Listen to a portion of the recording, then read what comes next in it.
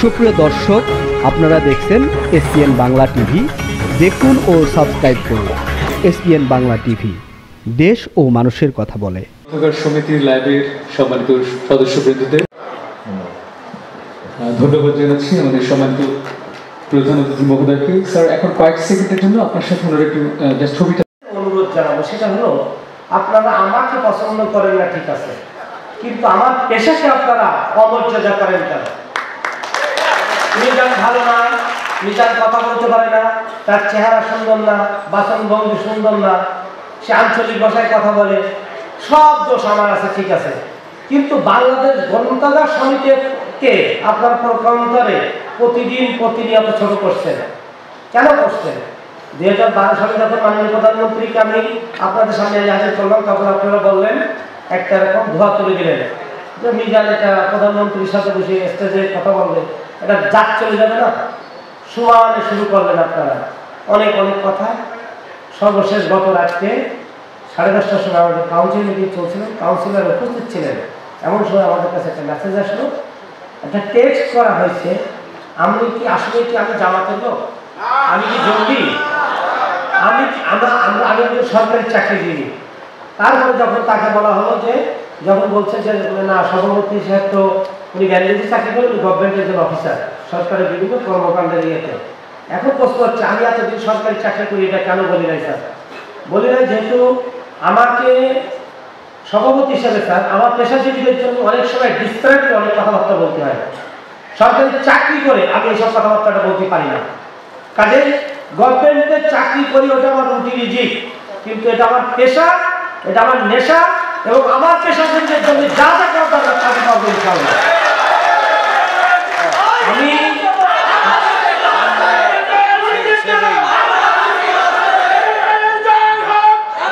আমি আগে আপনাদেরকে কথা দিয়েছিলাম যে আপনারা আমাদের দিকে দেখেন আমরা কি করতে পারি আল্লাহর ইচ্ছায়। গতকাল জুম্মার নামাজের পরেও হুজুর যখন প্রথম খুতবা দিয়ে বসে, পরের খুতবা শুরু করে, এই সময় দোয়া কবুল হয়। আমি গতকালও এই দোয়াটা করেছি নামাজ পড়ার সময়। আমি অনেকবার বলেছি, তাহাজ্জুদ পড়ে আমি আল্লাহর কাছে বলি, আল্লাহ এখান থেকে আমরা চাই প্রতিনিয়ত। আমাদের খায়ের ভাই আছেন, আমাদের এখানে হাজারি ভাই আছেন না, হাজারি ভাই আপনারা চিনেন, উনি একজন সুফি মানুষ। স্যার কিছু আবেগের কথা স্যার আপনার সামনে নিয়ে বলে বলছি। হাজারি ভাই একজন সুফি মানুষ, অনেক আল্লাহ মানুষ। উনি আমাকে কিছু টিপস দিলেন আজকের এই অনুষ্ঠানটা সফল করার জন্য।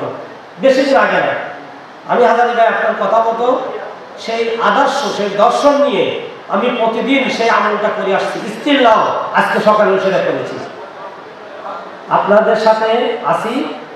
আমরা আজকে মাননীয় মন্ত্রী মহোদয়কে যে জিনিসটা দেখানোর জন্য আমরা বলেছিলাম, এটা যে ওনারা একটাই কথা, আমি আরেকটা কথা না বলে, আমাদের নাসিরুদ্দিন মুন্সি স্যার আসলে এই লোকটা এই ল্যাবের পিছনে যে কেন একজন প্রফেসর হয়ে সচিব হিসাব দেখা করতে গেলাম, উনি আমাদেরকে টাইম দিলেন 1টা থেকে 1:20 ভিতরে আপনারা আসবেন। 3.5 ঘন্টায় একটানা বসে থেকে উনি আমাদেরকে 6টায় টাইম দিয়েছেন, স্যার 2টায় দিয়েছিলেন, 6টায় টাইম দিয়েছেন। 1 ঘন্টা 40 মিনিট মুন্সি স্যারের সাথে কথা বলেছেন, 40 মিনিট একটানা। গভর্নমেন্ট কলেজের প্রফেসররা, অনেক অ্যাডিশনাল সেক্রেটারি সব লাইন এসে গেছেন। আমি তুষার ভাই মুন্সি স্যার বললো, ঢাকা বিশ্ববিদ্যালয়ের যিনি প্রফেসর আসছেন ওনাকে ডাকেন। সব প্রিন্সিপালটা বেঁকে বসলো, হ্যাঁ আপনারা গভর্নমেন্ট কলেজের প্রফেসর, আমরা 1 নম্বর গ্রেডের লোক, ঢাকা বিশ্ববিদ্যালয়ের স্যারদেরকে ডাকছেন। স্যারে সচিব সভাপতি বুঝালেন, দেখেন ওনারা বিশ্ববিদ্যালয়ের শিক্ষক, অনেকক্ষণ এসে বসে এসছে, আমি বিব্রত হচ্ছি, আপনাদের কাজগুলো ওনাদের কাজটা করার জন্য। এত কিছু করার পরে প্রতিনিয়ত আপনারা আমাদের যে এই দুষ্টিছেন যে এই কাজটা আমরা করতে পারবো না, এই কাজটা করা যাবে না, কাজটা সবার সম্মিলিত প্রয়াস দরকার সবার। আরেকটা কথা, এখানে একজন জীবন্ত সাক্ষী আছেন আমাদের মাজিদ স্যার। এখন মাজিদ স্যার সম্পর্কে না হলে হয়, না বললে নয়, যা কিছু এই আজকের অর্জন সবকিছু মাজিদ স্যারের, যা কিছু সবকিছু মাজিদ স্যারের জন্য।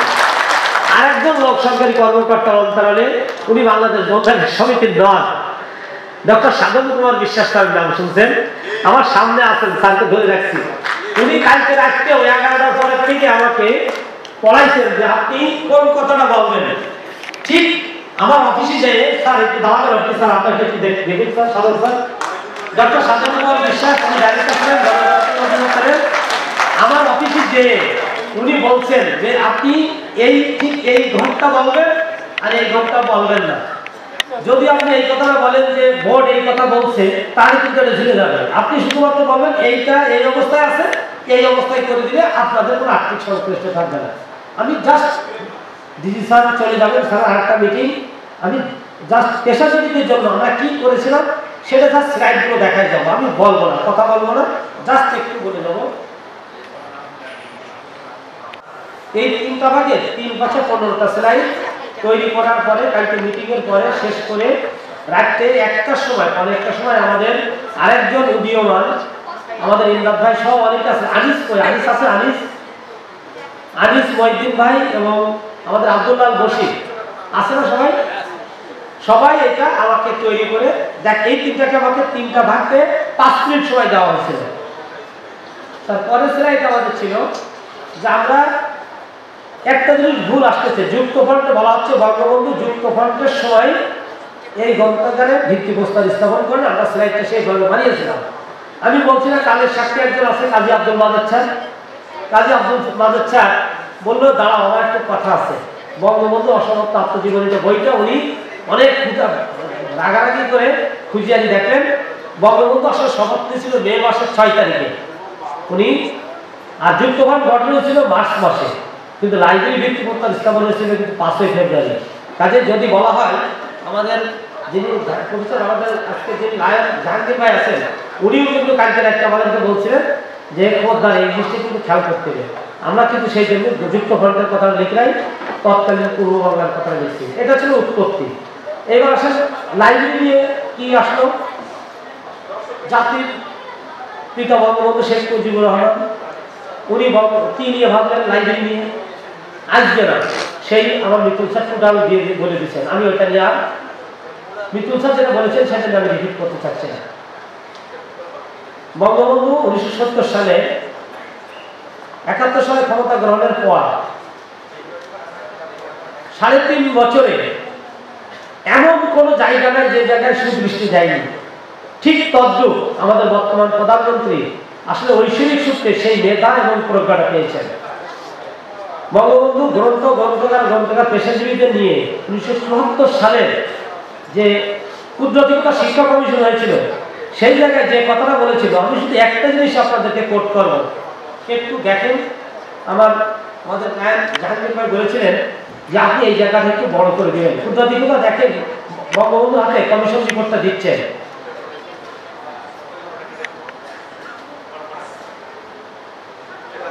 একটু আপনারা পড়ে দেখেন। বঙ্গবন্ধু কর্তৃক প্রতিষ্ঠিত কুদরতিকতা শিক্ষা কমিশনের 30.8 ধারায় 5-8 ধারায় রয়েছে গ্রন্থকারী এবং গ্রন্থগান কর্মীরা শিক্ষার্থী, শিক্ষক ও গবেষকদের সহায়ক এবং সহযোগী।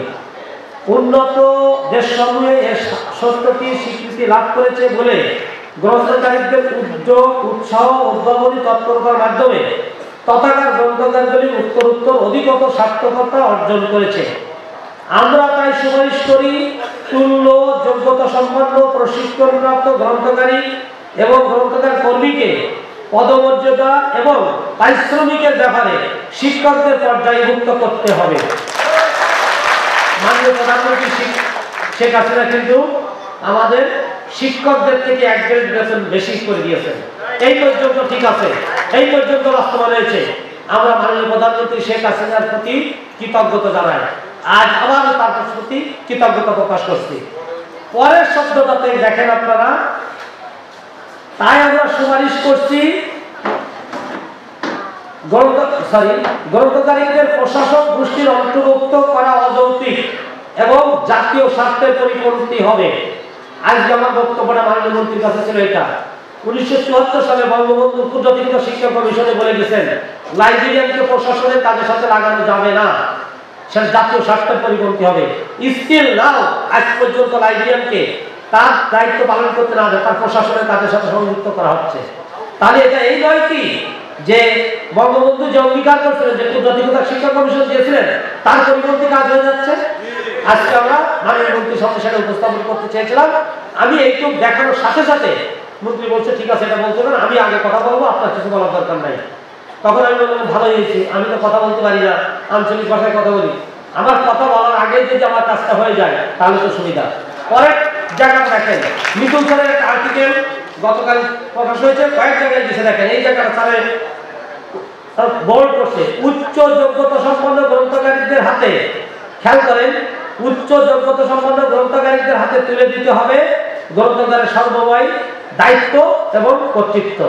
আপনি স্কুলের লাইব্রেরির ফি নেবেন, টাকা খরচ করবে আরেকজন, এটা তো হতে পারে না। আমার যখনই আমার গ্রেড ভিত্তিক পরিচয় হবে, আমার টিচিং স্টাফ হবে, তখন আমি টিআর হতে পারবো, আমার পদোন্নতি হবে, আমি প্রিন্সিপাল হতে পারবো, আমি ভাইস প্রিন্সিপাল হতে পারবো, আমি সহকারী প্রধান শিক্ষক হতে পারবো, প্রধান শিক্ষক হতে পারবো। শুধু একটা বিষয় যদি আমরা উচ্চশিক্ষা শিক্ষা কমিশনের রিপোর্টটা সাথে সাথেই 2010 সালে যে শিক্ষক কমিশন আমাদের মাননীয় প্রধানমন্ত্রী উপহার দিয়েছেন, দুটাই সেম কথা বলা আছে, যদি এটা থাকে আমাদের কিন্তু কোনো জায়গায় সংকট থাকার কথা নয়। কিন্তু যেটা বাস্তব আছে সেই জিনিসটা কোন কারণে এতদিন ঝুলে আছে, মন্ত্রী মহোদয় সে তখনই আমাকে বললো কেন এটা ঝুলে থাকবে এতদিন। আমি মাননীয় মন্ত্রীর সাথে কথা বলে এই ব্যবস্থা করছি, আপনি আসেন। মাননীয় প্রধানমন্ত্রী, বাংলাদেশের উন্নয়নের উপকার দেশ ডক্টর শেখ হাসিনা, আমাদের দেশের আমরা আসলে তার গুণগান করে শেষ করতে পারবো না। বড় বড় মেগা প্রকল্প উনি হাতে দিয়েছেন, যা সত্যি আমাদের জন্য স্বপ্নে। কিছুদিন আগে কয়েকবার গেছিলাম, যারা আজকে আমাদেরকে জঙ্গি বলেন, আমাদেরকে যারা বলেন যে ভিন্ন মতলম্বী, ভিন্ন ট্রাকে, ভাই কষ্ট করে আজকে 5টায় অফিস করে একটু এই মুন্সিগঞ্জ থেকে শুরু করে বাংলা পর্যন্ত একটু টান দিয়ে ঘুরে আসে। আপনার যদি কোনো ক্ষোভ থাকে আমার মনে হয় সেটা চলে যাবে। শুধু সেটা না, এরপরে আমাদের আরো নেই, আরো আর কি আছে, মেট্রো রেল প্রকল্প। আজকে পদ্মা সেতু যেমন সারা দেশের জন্য, মেট্রো রেল যেমন সমগ্র ঢাকাবাসীর জন্য, আর আমার জন্য হলো মেট্রো রেল 4 ফেব্রুয়ারি 2010 তারিখে 27,000 গ্রন্থকারী পদ সৃষ্টি করে দেওয়া। এই মেট্রো রেলের প্রতি আমি বেশি খুশি, কারণ বিশ্বের ইতিহাসে কোথাও নাই 1973 সালে বঙ্গবন্ধু এক ঘোষণায় প্রায় 80,000 শিক্ষকদেরকে সরকারিকরণ করেছিলেন। আর আমার প্রধানমন্ত্রী 4 ফেব্রুয়ারি 2010 তারিখে, যেহেতু 2012 সালে আমার অনুষ্ঠানে আসে, এক ঘোষণায় উনি 27,000-এর অধিক পদ সৃষ্টি করে তাদেরকে রুটি রুজির ব্যবস্থা করে দিয়েছে। এরপরেও আপনারা তাদের সাথে আপনাদের যদি মনোভূত না হয়, এই তাহলে আমাদের কিছু করার নেই। এই পর্যন্ত আমরা ঠিক ছিলাম। আজকের অনুষ্ঠানে বিশেষ অতিথি বঙ্গবন্ধু আন্তর্জাতিক সম্মেলন কেন্দ্রে স্যার এইটাতে আমরা সম্বর্ধনা দেওয়া স্যারের কাছে মাননীয় প্রধানমন্ত্রী। তখন আমি মহাসচিব হলাম স্যার ডিসেম্বর মাসে, আমি অক্টোবর মাসে ওনাকে আগে আমার রাজনীতির মুন্সি স্যার তখন সভাপতি ছিলেন। তার পিছনে একটা আরো ক্লিয়ার বোঝা যাচ্ছে,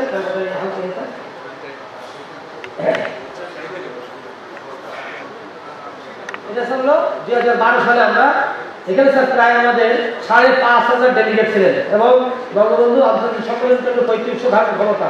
আমরা স্যার বড় বড় এলইডি বাইরে দিয়ে আমরা স্যার এটা 10,000 আমরা হাজির করতে চেয়েছিলাম, কিন্তু এসএসএফ আমাদেরকে স্যার আর পাশ এসে করছিল না। সেই জন্য আমার শ্রদ্ধা নাসিরুদ্দিন মিতুল স্যার যে কথা বললেন, উনি স্যার আমরা নভেম্বর ডিসেম্বর আশা করতেছি স্যার এরকম একটা বড় স্যার এটা দরকার। উনি যদি ভার্চুয়ালি থাকতে চেয়েছেন, আমাদের মিতুল স্যার যেটি বলেছেন ভার্চুয়ালি হয়তো আমরা তাকে পাবো, টানিয়ে নিয়ে চুম্বক জায়গায় নিয়ে যেতে পারবো। ল্যাবের পক্ষ থেকে আপনাদেরকে আমরা জানাই করতালি। আমি অভিযান আজকে শুরু হয়েছিল না, অভিযানটা শুরু হয়েছিল নভেম্বর মাস 2019 সালে। সেই ল্যাবের শিডিউল ঘোষণার যুদ্ধ থেকে শুরু করে আজকে পর্যন্ত আপনারা আমাদের সাথে আছেন, সাথে থাকবেন। এই ভবিষ্যতে আমরা চেষ্টা করবো, সবেমাত্র আমরা ক্ষমতা নিয়েছি গত 13 তারিখে। আজকে 13 তারিখের পরে আজকে মোট 18 দিনের মাথায় আমাদের এই কাজটা করতে হলো। আমরা আপনাদের সাথে আছি আগামী 3 বছর। শুধু আমার নাসিরুদ্দিন মুন্সি স্যারের কথা দিয়ে বলবো, আপনারা বিশ্বাস করেন আমরা আপনাদের বঞ্চিত করবো, আপনাদের সাথে প্রতারণা করবো, কিছু করতে না পারি প্রতারণা আমাদের দিয়ে হবে। আমি কৃতজ্ঞ নাসিরুদ্দিন মিতুল স্যারের প্রতি। গত 3 দিন ধরে উনি প্রত্যক্ষভাবে এই আর কৃষির থেকে শুরু করে টোটাল বিষয়টি মনিটরিং করছেন। তার প্রতি সব থেকে বেশি হচ্ছে যে কাউন্সিলের সদস্যরা প্রত্যেকটা তারা এত ডাইনামিক, বিশেষ করে আমাদের যে ম্যাডামরা আছেন, আমাদের আপার আছে, আমার বান্ধবীরা আছেন, এবং আমার যে সাংগঠনিক সম্পাদক আছেন তারা রাত 1টা 1:30 2টা পর্যন্ত এই যে কীভাবে তারা আমাদেরকে সময় দিয়ে শ্রম দিয়ে সহায়তা করেছেন, সত্যি বিশেষ করে বরিশাল, চিটাগাং, খুলনা, ময়মনসিংহ এবং অন্যান্য সকল রাজশাহী সারা বাংলাদেশের থেকে যেভাবে আমাদেরকে সাড়া দিয়েছেন, আইসিটি যেভাবে ছিল আমাদের আতুল আনোয়ার এবং অপু, সত্যি এটা টোটালি ডিজিটালি এই যে রেজিস্ট্রেশন অনলাইনে সোশ্যাল ডিস্টেন্স মেনটেন করে কোনো ধরনের সংঘর্ষ নাই, টোটালি অনলাইন। পাশাপাশি আমাদের কোষাধ্যক্ষ সাকরাত ভাই, সাংগঠনিক সম্পাদক ইউসুফ আলী, স্পেশালি না বলে নাই, পাবলিকেশন সেক্রেটারি তো আছে, যত কিছু হোক না কেন